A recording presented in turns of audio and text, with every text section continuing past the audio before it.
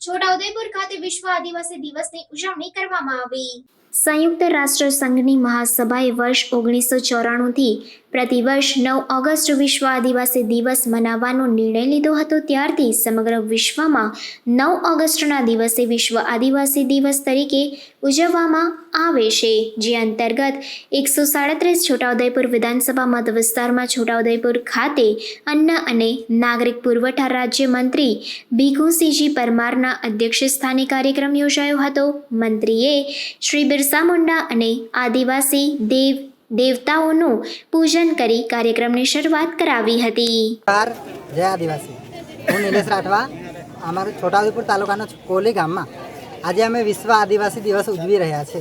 જેમ કે પહેલા વિશ્વ મતલબ કે આદિવાસી 1882માં જો યુનેસ્કોમાં બેઠક યોજાઈ હતી, એમાંથી 9 તારીખે યોજાઈ હતી। પછી 1994માં વિશ્વ આદિવાસી દિવસ જાહેર કર્યો, જનજાતિ દિવસ જાહેર કર્યો। ત્યારથી મોટા મોટા શહેરોમાં કે આમાં ઉજવાતા હતા, પણ છેલ્લા 3 વર્ષથી અમારા કોલી ગામમાં વિશ્વ આદિવાસી દિવસ ઉજવાય છે।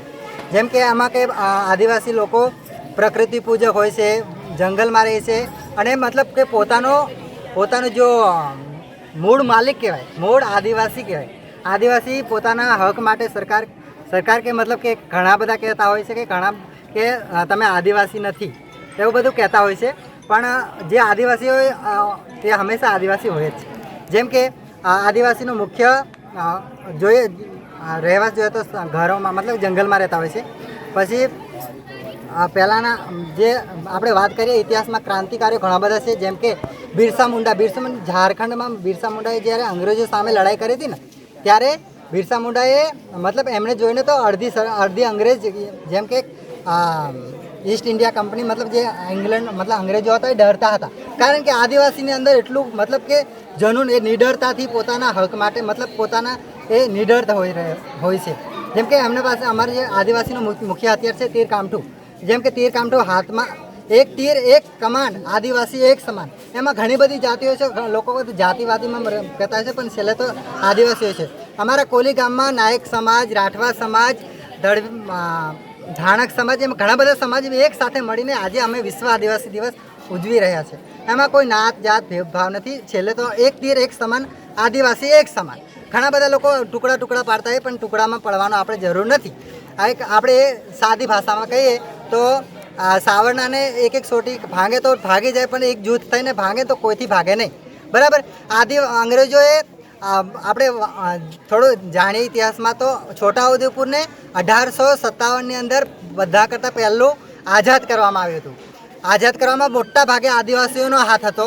એમાં મોટા ભાગે નાયક સમાજ મતલબ કે ઘણા બધા નાયક સમાજના મતલબ લોકો ડરતા હોય, પોતાની અટક મતલબ છુપાવવાની કોઈ જરૂર નથી।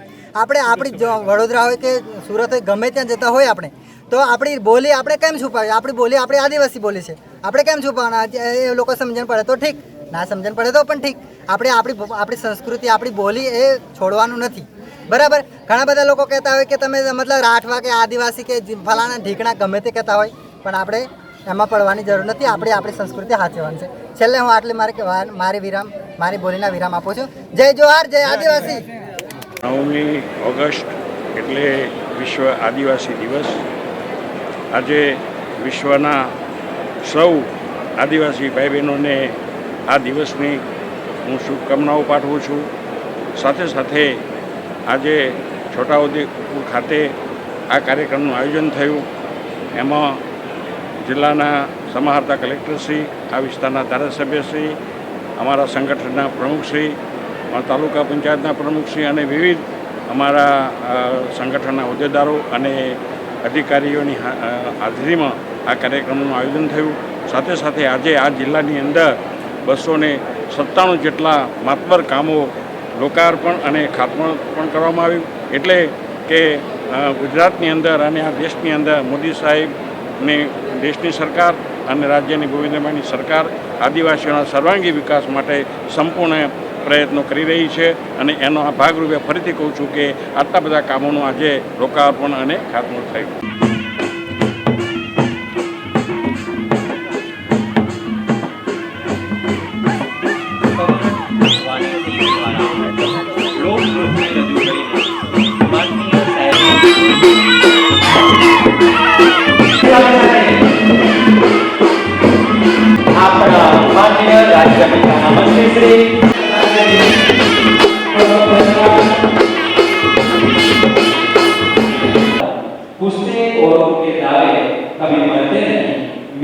જનનાયક બિરસા મુંડા પ્રોત્સાહન આપવામાં આવ્યું છે, જેનું પૂજન છે કાર્યક્રમની શરૂઆત આપણા ઈષ્ટદેવ તાળીઓ બંધ થાય આપણે આવો અવસર છોટા દેવો દ્વારા આદિવાસી પરંપરા મુજબ અહીં લડતમાં પણ તેનો બહુ આપણી પરંપરા મુજબ દેવોને જે આપણી સંસ્કૃતિ છે તે મુજબ જ માનવીય અન્ન અને નાગરિક પુરવઠા સામાજિક યોજના છે તેમાં બેલેન્સ વ્યક્તિ એવું પીઠોરા એવો સારા રીતે જોડાઈ રહ્યો છે. ખૂબ ખૂબ ધન્યવાદ. જોરદાર તાળી બજાવીએ.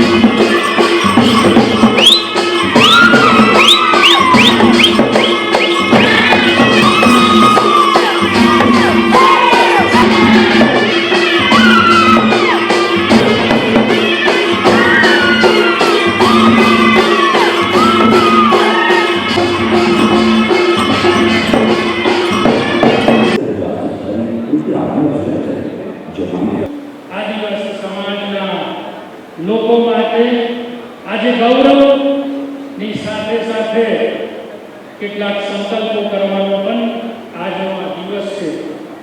એમ તો આ યુનોએ 1994માં દુનિયાભરના આદિવાસીઓ કેવી સ્થિતિમાં રહે છે એના માટેનું આ ઉજવણીને એમની તકલીફો, એમની સંસ્કૃતિ, એમની પરંપરાઓ દુનિયા સામે લાવવા માટેનો આ ભગીરથ પ્રયાસ રૂપે વિશ્વભરમાં 9મી ઓગસ્ટ ઉજવાઈ રહ્યો છે. જોરદાર તાળી બજાવીએ. માનનીય છે જો સન્માન કર્યા છે ખૂબ જ ગર્વમાં તારા કરે છે. ખૂબ ખૂબ ધન્યવાદ. મને પ્રાપ્ત કરેલા છે તેના કોચ દિનેશ સાહેબ. આજે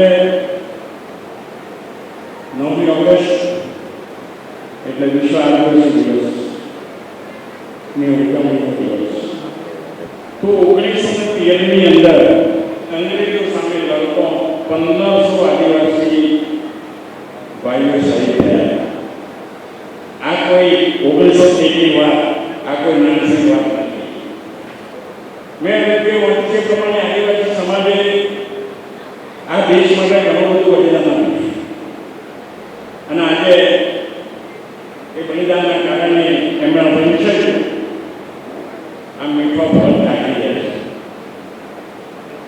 દીકરા દીકરીઓને ભણવા માટે 15 લાખ રૂપિયાની લોન આપી છે.